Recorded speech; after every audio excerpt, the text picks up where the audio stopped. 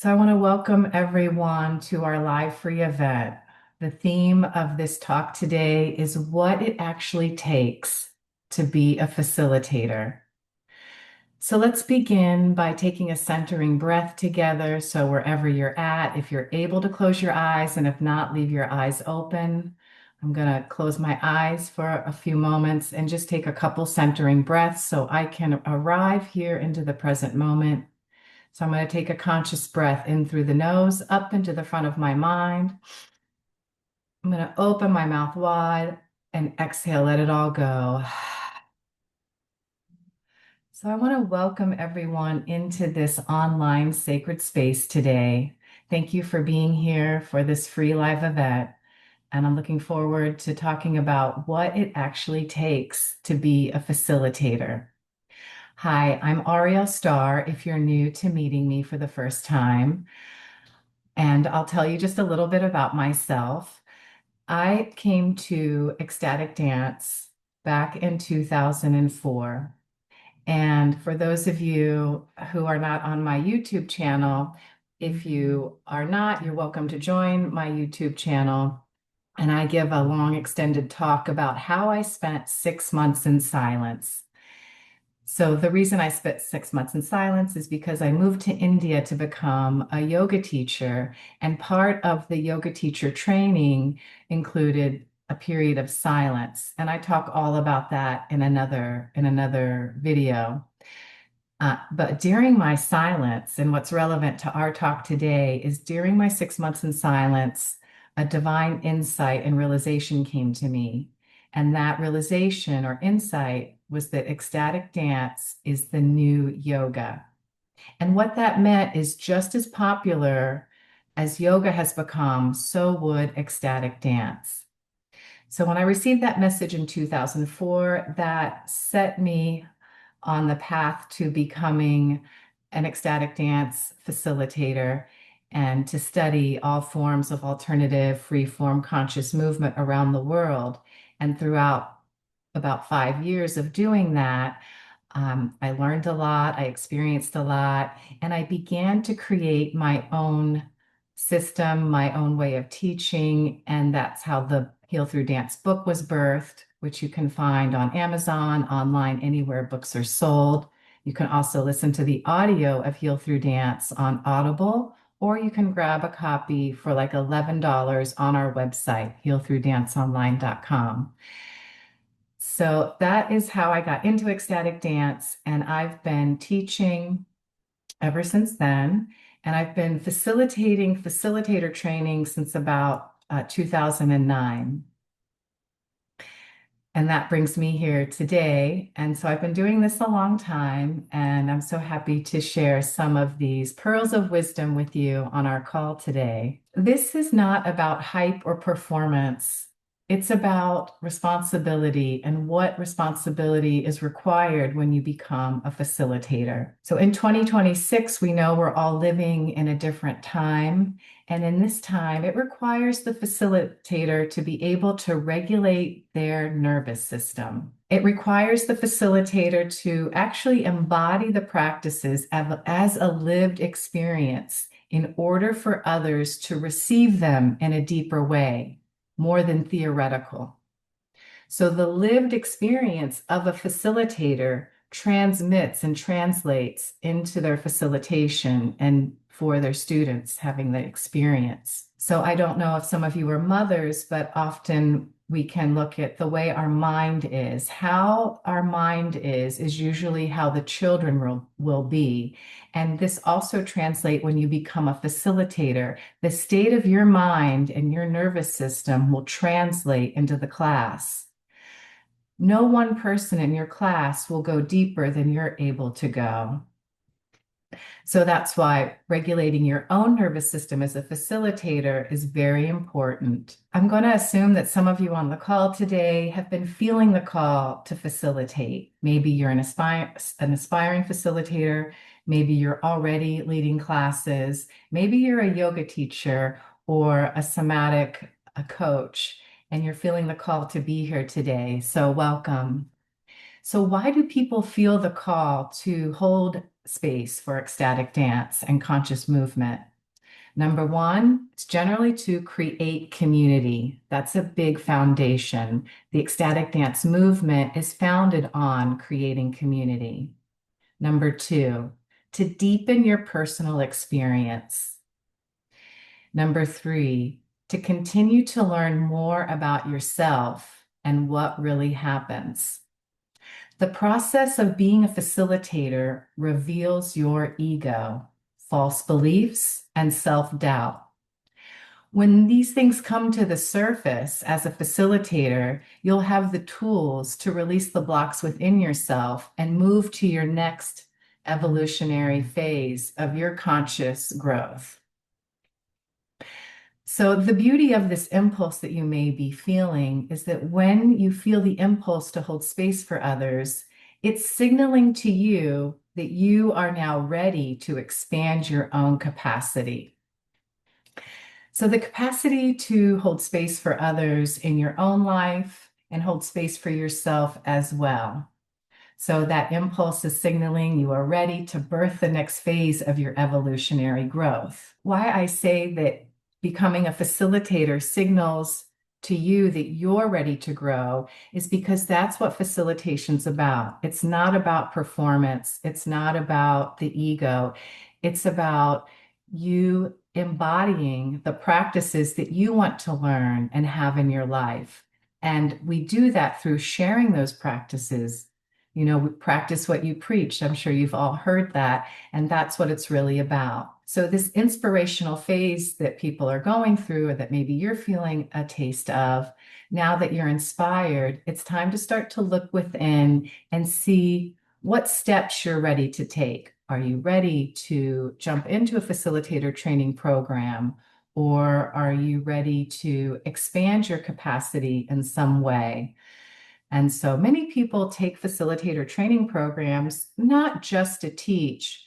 Generally, a large portion of people take facilitator trainings to go deeper into that area of study so that they can deepen the practices within themselves. So not everyone ends up actually creating classes and facilitating. A lot of people deepen their own personal practice and then use those practices in other ways in their life.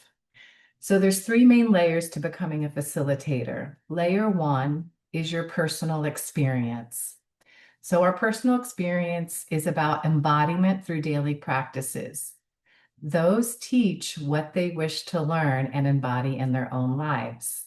So the first layer of becoming a facilitator is about your personal embodiment, your nervous system, training your nervous system, and training your body with these practices. So in the trainings that I hold, we live the embodiment of our practices in and outside of the classes that we facilitate. And I actually say that becoming a facilitator is becoming and embodying a new way of being. This is not an act or a performance that I put on a few times a week just for my classes online and in person. This is an embodied way of being. And people notice that, people pick up on that. You know, when you're having a good day, maybe you got your hair done, maybe you had a wonderful healing session and you go out into the world and people are like, wow, and all of a sudden they're drawn to you. Maybe you're going through a transition. You've just moved to a new place, began a new relationship, started a new job. This brings an extra brilliance and glow to you, and people notice that and they're drawn to that. So layer two, conceptual understanding. So this is about knowing how to put together a class, how to make a playlist, what the tools for teaching are, what somatic practices and wisdom to bring in, and then bringing all of this together in a cohesive way. Layer three is applied relational capacity. And this refers to you developing an ability to facilitate and manage the energetics and emotional field between yourself and your participants, as well as among the participants themselves. So it is the practical application of nervous system regulation, relational awareness, and somatic practices to create a safe, formational container for your movement classes. So those are the basic three layers to becoming a facilitator: embodiment, number two, conceptual understanding, and number three, the applied relational capacity, expanding your capacity to hold space. So for those of you that may be facilitating already, I want to talk about some blind spots. And for those of you that are aspiring to facilitate, this is really great information to make note of. So one of the blind spots that I see with facilitators is over focusing on music versus group regulation. So how to create the music alchemy and align it with the somatic-based practices to assist the group into each state of being. So what this means is, yes, the music is important, but it's not the only part of facilitation. And one of the things that I emphasize and have created is a whole library of music. And I teach people how to create the right alchemy or the right environment so that each person in your dance can achieve that state of being. For example, in our class, we use the elements. We start with earth, water, fire as we ramp up to the peak of our class and then come back over for air, sound, and light. And what I mean by this bell curve is the music starts slow and ambient, and then the beats kick in, and then it ramps up to a high peak, and then it softens back out and comes back down. So the music alchemy is there to create a state of being, along with facilitating some somatic practices, which help people get out of their mind and into their body. So for example, in the fire phase of our dance, at that high intensity peak, that's the fire element, the tribal dance. And so we want to help the group process that energy that's associated with the fire element. So the fire element, we're moving our bodies, we're really going for it, and everything that we're ready to release begins to come to the surface. So how to help that group process the energy. So that's one of the things we talk about in our training, tools and techniques to help people process the energy of what's happening in the class. Another example is in the heart chakra. That's the element of air. So in this phase, when we move into the heart, we want to know how to help people release the stress and tension and grief that they may be carrying in their heart. So how to process that and how to help people move through that. If you've taken any of my classes yet, and if you're new here, you'll know that we use many different types of techniques to help guide people in the classes, from movement, sound, energy. It's a complete mind, body, soul experience. So that's one of the kind of pitfalls that I see people. They focus on the music, but then what about the group regulation and how to actually get the group to process what they're going through? So another point I want to talk about, a blind spot, is avoiding feedback. So I think a lot of people avoid feedback because it can bring up a sense of nervousness. It can bring up your own self-doubt. And sometimes people, they have a need to be right, and it's called righteousness. And we all have this in some way. We want to be right or we need to be right. And so that's just the ego. And so by avoiding feedback, we really cut ourselves off from a big benefit of being a facilitator. So as I mentioned earlier, one of the reasons we facilitate is for our own conscious growth. And I mentioned that as soon as you become a facilitator and step into that space, and a lot of people are surprised by this, that when they start facilitating, they're so surprised that all of a sudden they see all of their insecurities and self-doubt. So the minute you start teaching, you play the music, you're guiding the class, your inner self-critic will say, are you doing it right? You're not doing enough. That person's not liking the class. I don't think that person's getting it. And it'll say all of these negative thoughts to you. This is good. This is what we want. This is what's buried in our subconscious. And the only way to bring it up consciously and get rid of it is to see it and know that it's there. So, being a facilitator is going to bring up everything not aligned with love for us to heal. So, one of the things that can be a huge support to facilitators is getting feedback. So, getting feedback is through our sharing circles. This is the best way to get feedback.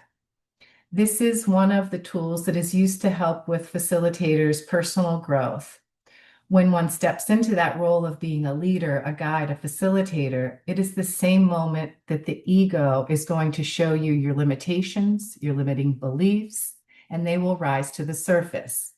As I said, for example, when you begin to facilitate, you may hear your inner voice saying things like, you're not good enough, you're not doing it right, you're not saying enough, or you're saying too much, or that person over there isn't enjoying the class, or that person in there, fill in the blank of what that negative thought is. So all kinds of ego nonsense will arise. The mind may even prevent some people from starting a class. This often happens. People start the facilitator training program, maybe they make it to the end, but they don't actually make it to the finish line and launch a class. And that's because of this inner ego, the inner critic begins to give you negative self-talk. And this blocks or prevents or discourages one from even beginning to start a class. So these blocks are real and they happen for everyone in one way or another. For some people, when they come to a Heal Through Dance program, they are already leaders, professional speakers, yoga teachers, and teachers who have already conquered this part of their ego. If this is you, congratulations. That's amazing. And I love working with people like that.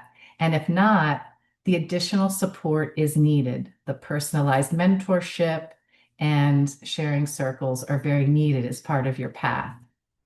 So, what I mean by sharing circle is that after you've facilitated a class and you've listened to all the negative self talk during your beautiful class, you then have everyone sit in a circle and you listen to their experience. This is where you begin to bust the blocks of your ego. This is where you'll realize your ego is a liar. The mind is lying to you. Limiting beliefs are the lies that we're telling ourselves.